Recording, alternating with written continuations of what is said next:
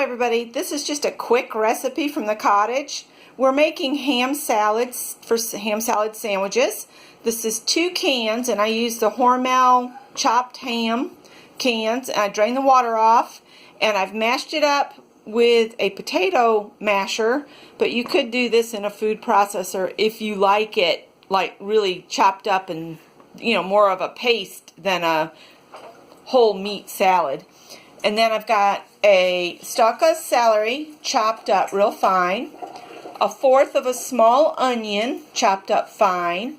We're going to put about a full teaspoon of prepared horseradish, some cayenne pepper, some black pepper, that's all to taste, about, what, a tablespoon of sweet relish?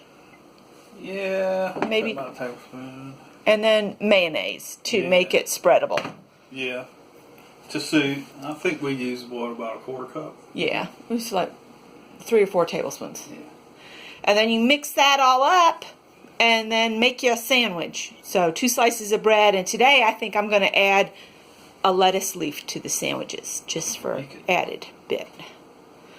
So that's our ham salad recipe. You could